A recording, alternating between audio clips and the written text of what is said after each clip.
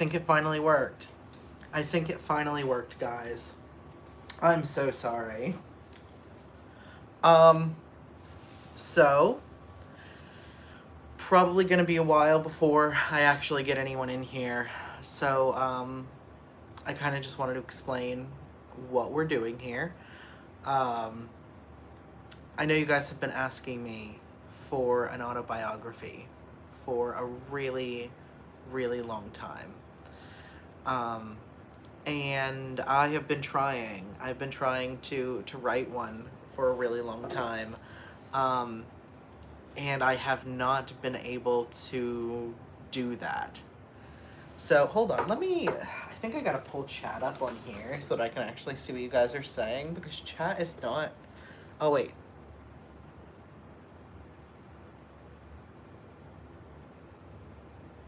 Live chat. Okay.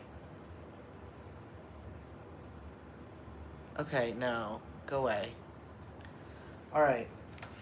I'm doing great, guys. I'm doing great with this whole new thing that I'm doing. This whole new thing that I'm doing. We're gonna have a great time.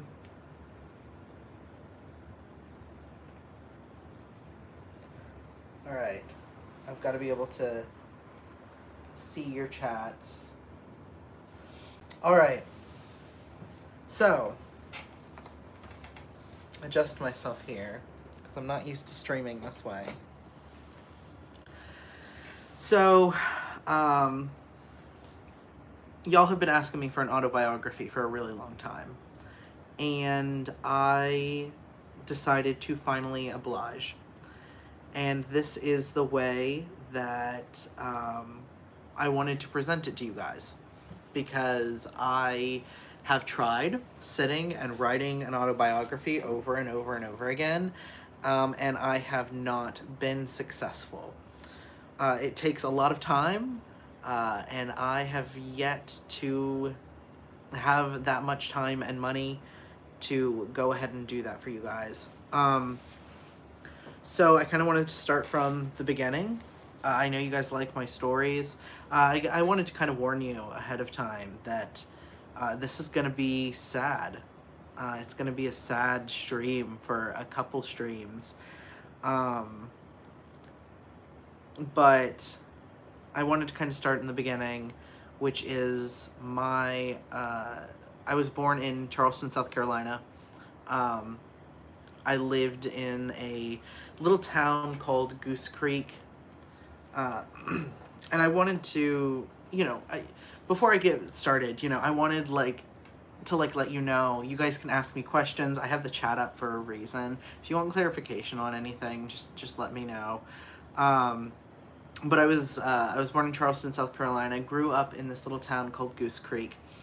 And when I lived in Goose Creek, my mom was,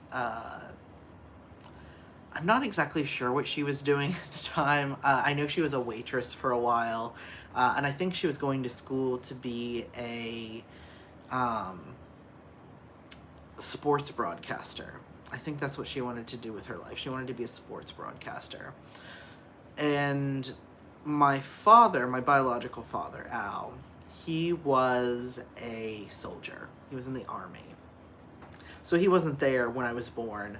And he didn't end up showing up until I think I was about 6 months old. Within that time, between that point and the point I was 2 years old, he ended up with a mistress.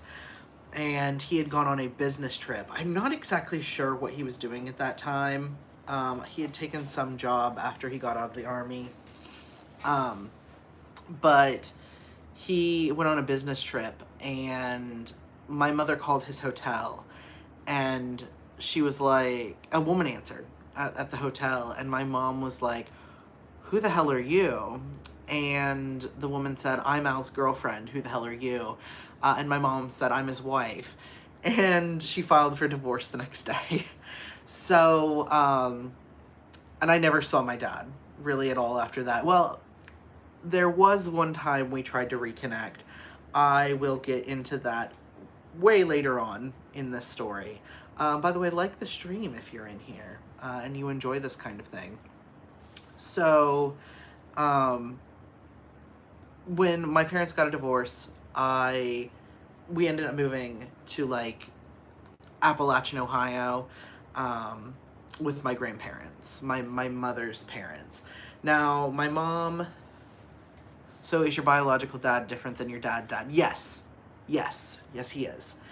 My biological dad is. Oh, good. My chat shows up on the thing, so I don't have to keep this up. I've been distracting myself out of the corner of my eye because I keep seeing movement.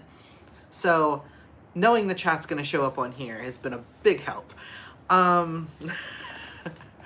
But, so he fucked off. Al fucked off. He lives in, I think, like, San Antonio now. So, my parents moved, my mother moved in with her parents in Appalachian, Ohio, and we all lived with them for a while, as well as my mom's brother, my Uncle Chris. He also lived there for a while. Because he was kind of, we are a lot alike. My uncle and I are a lot alike, and we get compared to each other constantly. So, we all lived in my grandmother's house for a while. And it was a little crowded, but it was good. But my mother she started going to nursing school.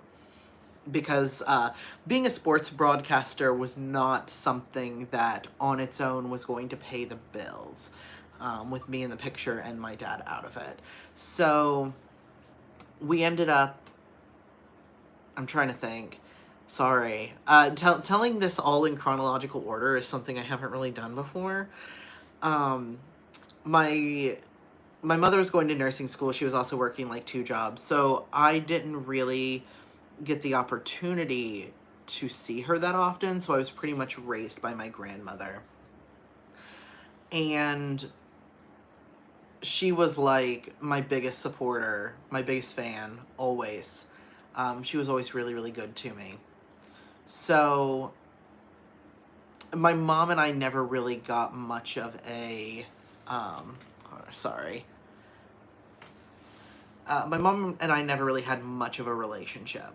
We never really bonded in that way, the way me and my grandmother did. And my mother became pretty significantly mentally ill over the years.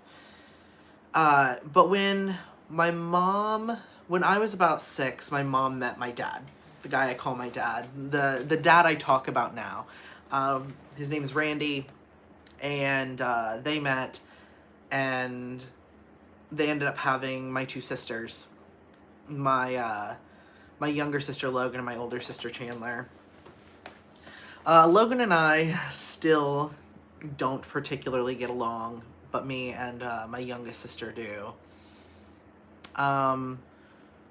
So when I was about 12, things started getting kind of interesting. Early life was not very interesting. Like I said, I mostly just lived with my grandmother. But when I was about 12, several things happened. Firstly, I started losing my hair. I have an autoimmune disorder called alopecia universalis. I don't have any hair on my entire body. As you can see, there's very little up here. And I don't have eyebrows or eyelashes. I have no body hair. So that was interesting to experience when I was going through puberty. Sorry. But the other thing that happened is I realized I was queer. I knew I was queer in some way, shape, or form. I knew I liked girls. I knew I liked girls when I was about 9. There was a girl that I really, really liked. And I gave her a flower. And she was like, I am not a lesbian. And I didn't even know what the word lesbian meant.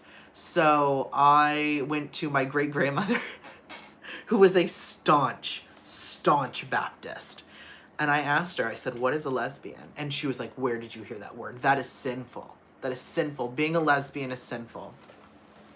So I decided that I did not want to be a lesbian. You're not alone. I lost my eyebrows and eyelashes in middle school too. Trichotillomania, though not alopecia. Yeah, no, I know a lot of people have asked if I have trichotillomania. I don't. It is different. Basically, my the follicles. It's an autoimmune disorder, and the follicles in my hair become inflamed, and so the hair can't grow. Basically, my body thinks my hair follicles are a germ. It thinks it's a disease and they need to get rid of them. So that's not great. Not a fan. But so I realized I was queer. Told my great grandmother. She was not happy about it. So I kind of just kept that on the back burner for a while because I was like, I like boys too, you know, like it's not that big of a deal. I'm not going to be a lesbian. So but around age 12, I realized that I liked girls enough that... Pearl, are you fucking eating plastic again? Hold on. Pearl? No. All right.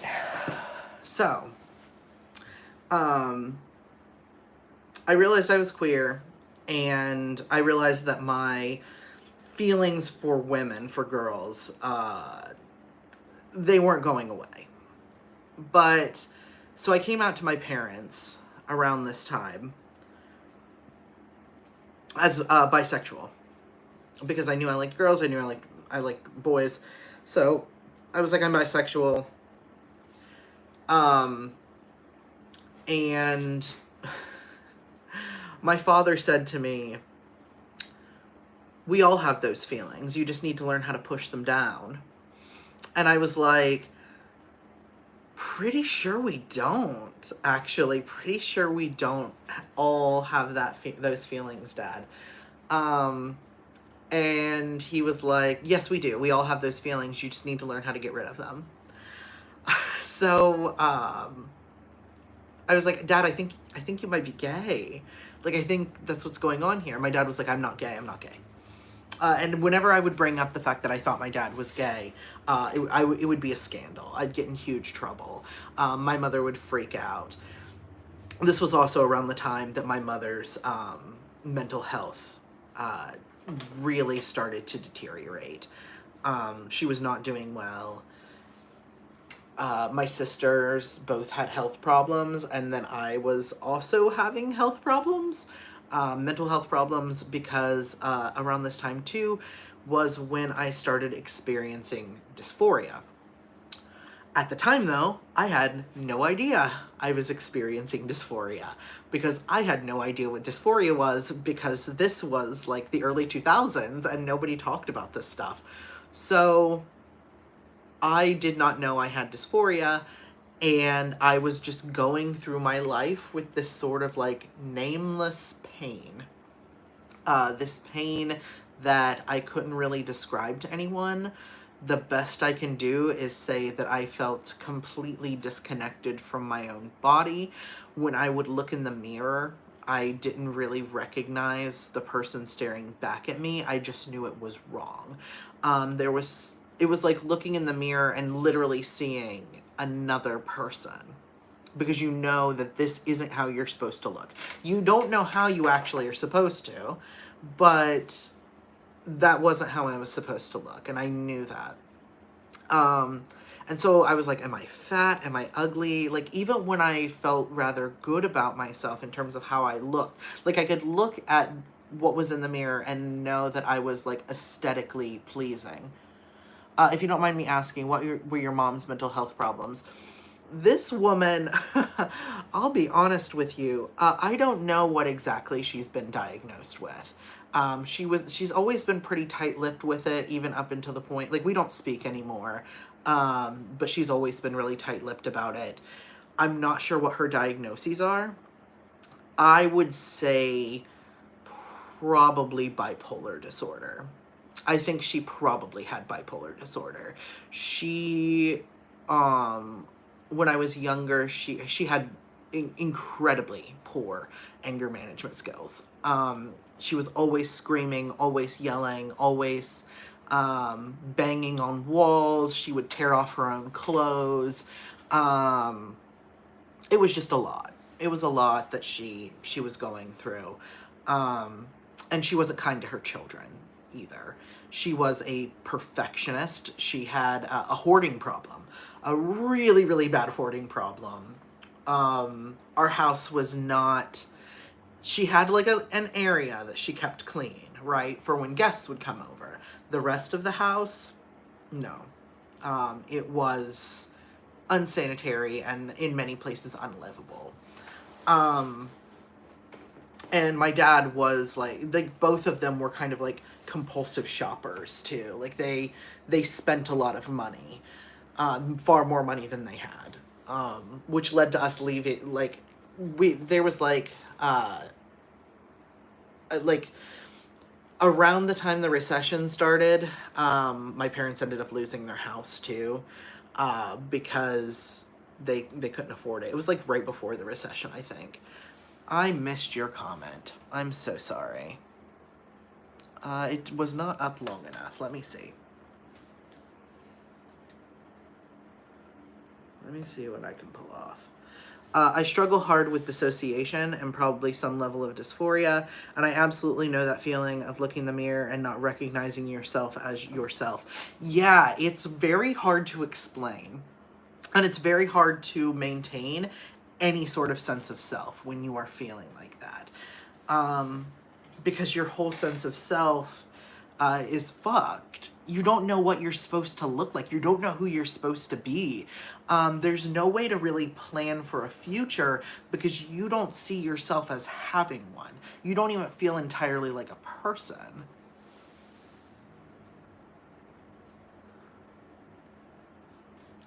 So, and it's a deeply uncomfortable thing to walk through your life feeling.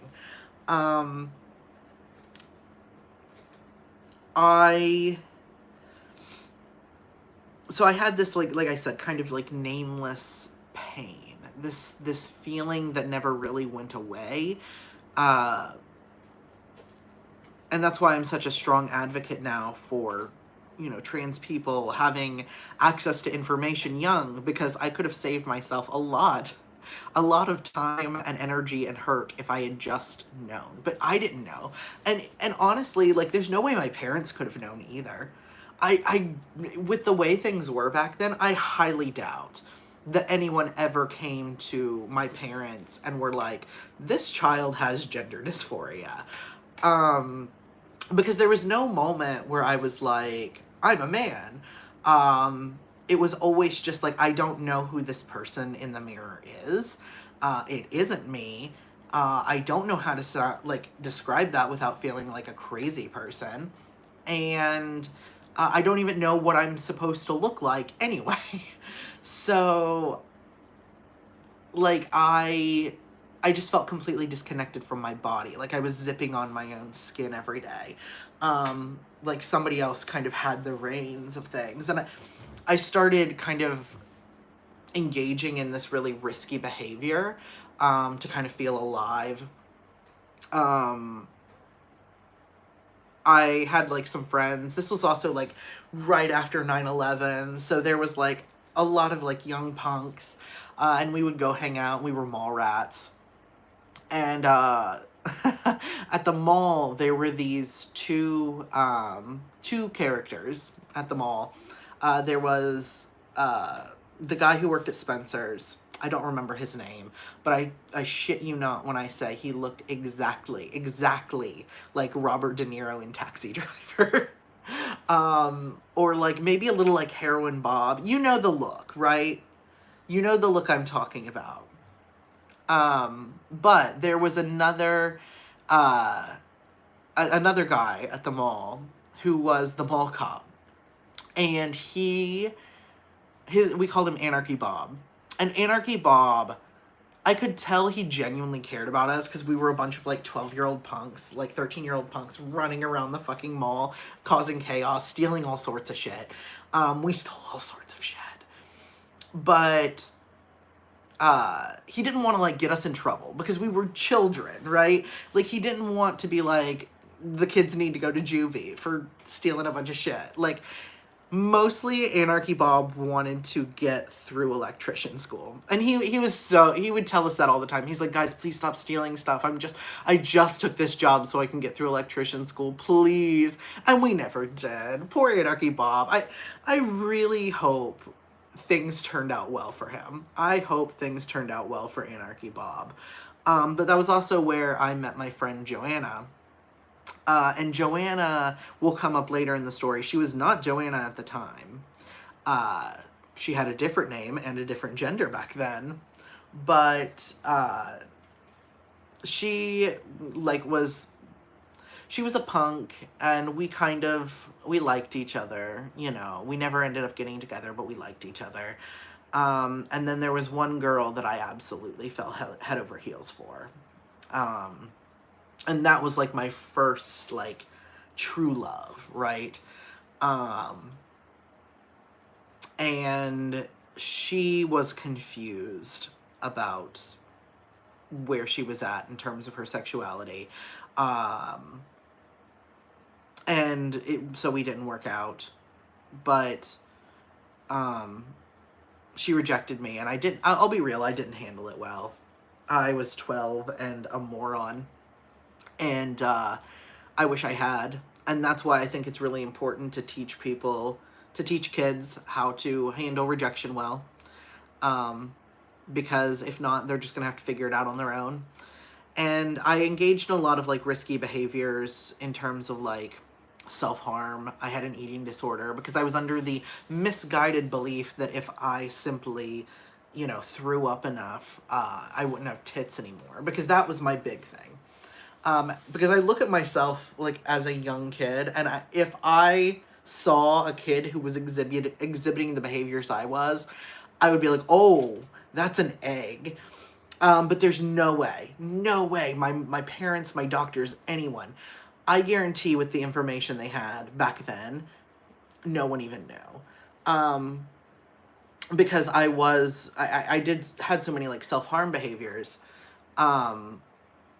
Like, when I was like 12, I made a guillotine for my own tits. Like, I made the blueprints for it, and I planned on making it because I heard somewhere that women in the Amazon used to cut off their own breasts in order to, like, shoot a bow. It's a myth. But I'd heard this, and I heard that they used to take a hot iron to cauterize the wound.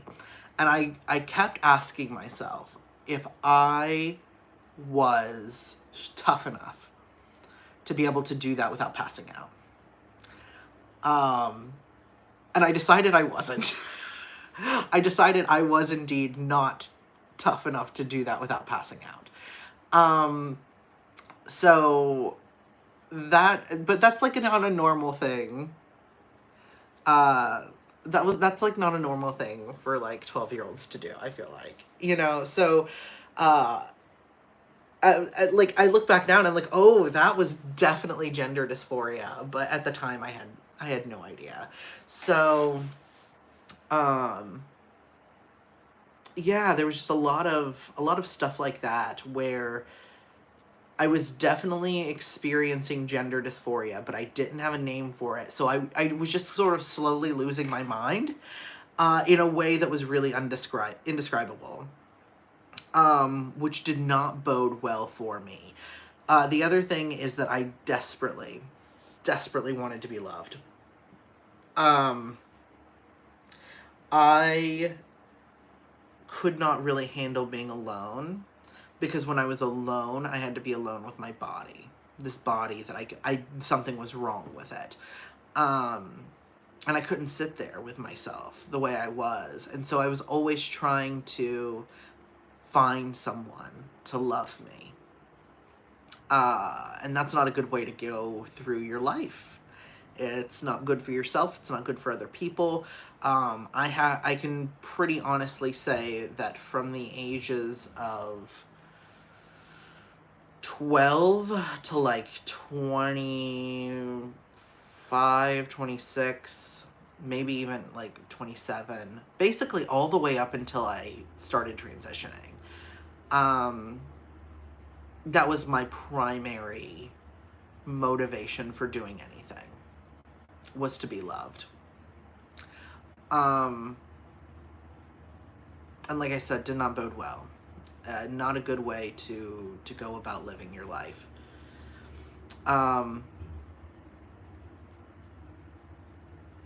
Yeah.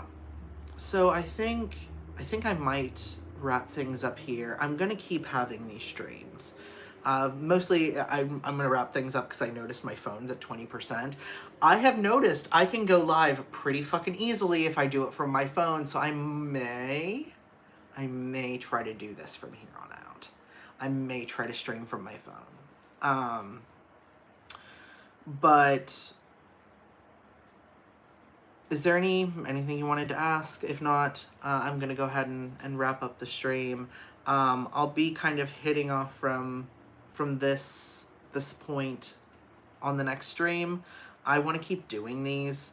Like I said, I promised you guys an autobiography. I promised it to you. So you're gonna get it. You're just gonna get it like this because it's easier for me to just yap at a screen than it is for me to try to write all this down. Am I doing well? I am doing well. I am. We're doing like a little autobiography thing here, guys. We are. So yeah, I'm not, this stuff gets easier to talk about all the time. There may be some tough stuff to go over, especially once I get into like my early 20s, that whole era. But, you know, for the most part, there's a lot of funny stuff in the middle, even in between all the sad stuff. But I kind of wanted to kind of go from here next time. So I've explained all the gender dysphoria stuff. I've explained the, you know, family life. And we'll kick off next time with talking about my relationship with religion, because this was also around the time I started having a much different relationship with religion. But I wanted to thank you guys so much for everything you do. Remember, if you would like to... Hey, Bradley! Hello. Oh man, I'm about to wrap things up and you finally got in here. I'm so sorry. I'm so sorry. Yeah, so I'm going to talk about a little bit about faith on the next time I do one of these streams. I'm just going to do these whenever the fuck I feel like it, guys. Not going to lie. It's not really necessary for me to have a whole bunch of people in chat for me to do this because I got the whole story in my head. I don't really need much to bounce off of. But, I've been here for a while, no worries. Okay, good. But yeah, I want to get into the stuff with the faith. And kind of go from there, and talk about how that affected my life. Because it definitely plays a role later, as you guys know.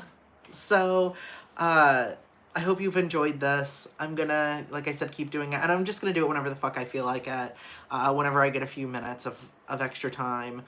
And if you like what I do, if you want to tip the Bard for telling his life story that y'all have been begging for so long, we ended up having to pay a lot of money for medication.